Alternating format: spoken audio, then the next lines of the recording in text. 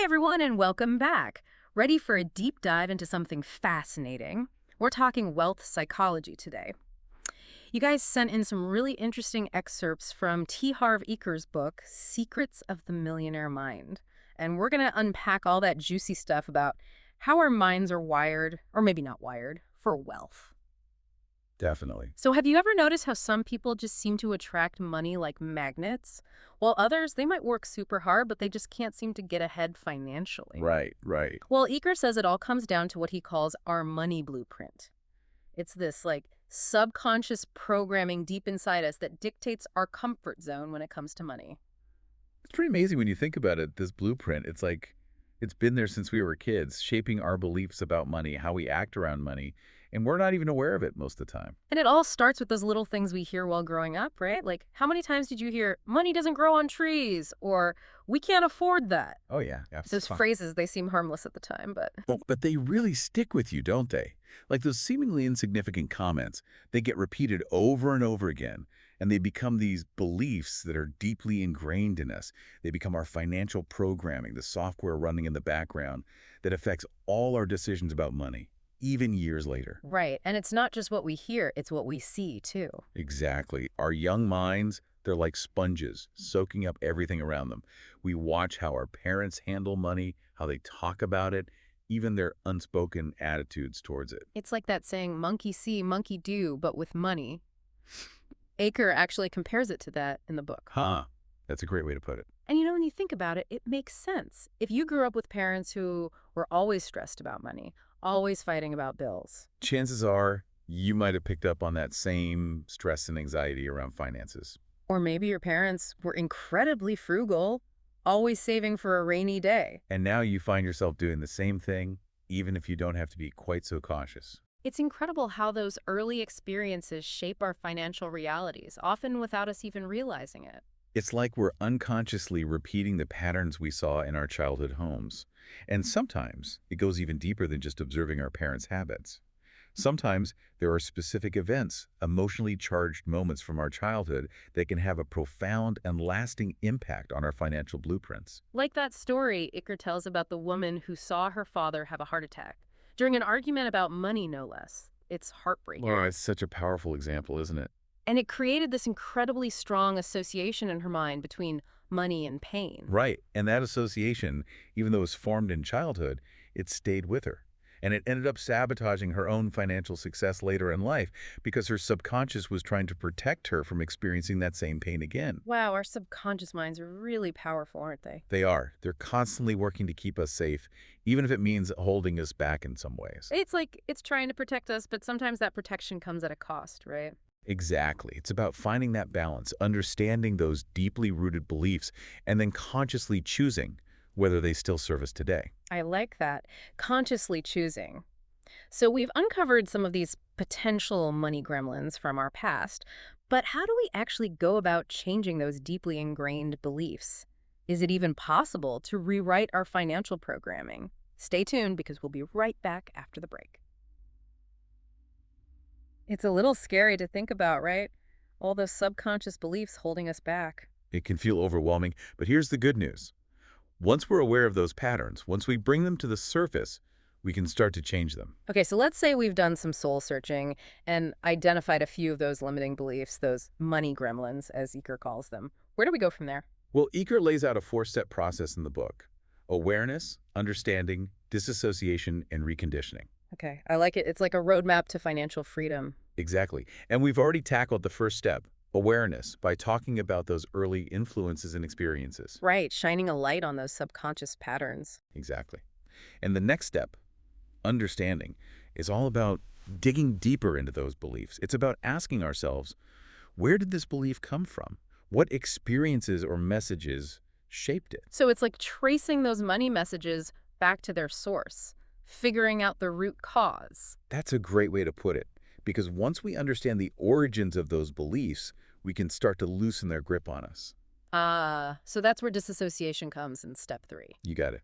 It's about separating ourselves from those beliefs, recognizing that they're not necessarily truths, just learned patterns of thinking. So instead of saying I'm bad with money, it's about saying I've inherited this belief that I'm bad with money, but that doesn't mean it's true. it's like hitting the mental unlearn button. I love that. Exactly. It's about reframing those old stories, taking away their power. But then comes the real work, right? Reconditioning step 4. How do we actually convince our minds to embrace a new set of beliefs, a new financial reality? That's where things get really interesting, because reconditioning is all about conscious effort and repetition. Eker talks about using affirmations, visualizing our financial goals, even surrounding ourselves with successful influences. If we're used to seeing scarcity, it's time to immerse ourselves in abundance, even if it's just through books or documentaries at first. That makes sense. There's that saying, right? Uh-huh. You're the average of the 5 people you spend the most time with. It really makes you think about how much our social circles influence our mindsets, even our financial ones. Absolutely. It's a powerful reminder to be mindful of who we surround ourselves with and the conversations we engage in. So it's not just about changing our thoughts about money, it's about changing our actions too, right? You got it. Eker talks about aligning our actions with our desired beliefs. One practical tool he introduces is his Millionaire Mind money management method. It's about creating a conscious structure for our finances that reflects our values and goals. Okay, I'm intrigued. Tell me more about this money management method. What's the secret sauce? Well, it involves dividing our income into 6 different jars, so to speak. 6 jars. Okay, I'm listening. Each jar represents a different area of our financial life. First, we have the financial freedom account, or FFA for short. FFA, I like the sound of that already. Right. And this is where we put a portion of our income specifically for investments, for building long-term wealth. Ah, the make your money work for you account. Got it. Exactly. Then there's the long-term savings for spending account. This one's for those bigger purchases down the line, like a down payment on a house, a dream vacation, that kind of thing. So being strategic and intentional with our spending rather than just blowing it all on impulse buys. Precisely. Next up, we have the education account. Investing in ourselves. Mm, Because knowledge is power, right? exactly. This jar is all about personal and professional growth books, courses, mentorship, anything that helps us level up. Makes sense. And I'm guessing one of those jars is for, actually enjoying life in the present moment. You bet. That'd be Yeah. the fun. I thought you might say that. So this is for guilt-free spending on things that bring us joy, right? You got it. Life's not all about saving for the future. It's about enjoying the journey along the way.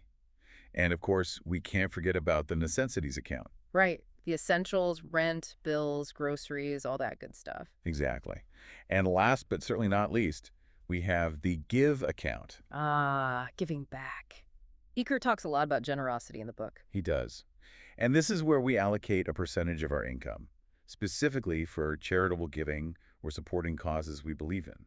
So it's about recognizing that abundance isn't just about accumulating wealth for ourselves, it's about sharing it with others. Beautifully said. It's amazing, right? This whole system, it's not just about budgeting, it's more like it's about creating this whole healthy mindset around money, wouldn't you say? Yeah, definitely. It's like each jar represents a different aspect of abundance, you know? Exactly. We're investing in our future, we're planning for our goals, we're taking care of ourselves in the present moment, giving back to others. It's brilliant. It really is. Yeah. And I think that's where its true power lies. Yeah. It's not just about how much money you make. It's about aligning your financial decisions with your values, with what truly matters to you. It's about that shift from scarcity to abundance, right? Exactly. Yeah. When you operate from a place of abundance, when you truly believe there's enough for everyone, you're not so afraid of losing money.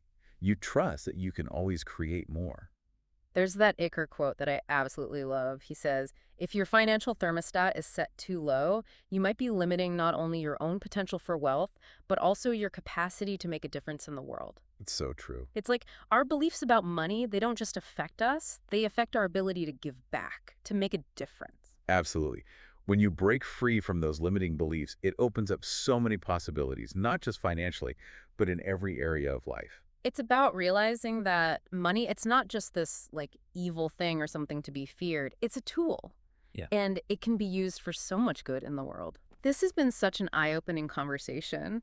So as we wrap up our deep dive into the secrets of the millionaire mind, what's the one thing you hope our listeners take away from this? Ooh, that's a good question. Huh? I think the biggest takeaway is that our financial destinies are not set in stone.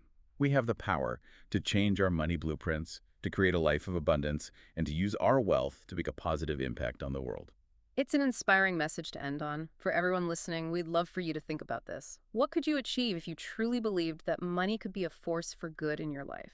Until next time, keep exploring, keep asking questions, and we'll see you in our next deep dive.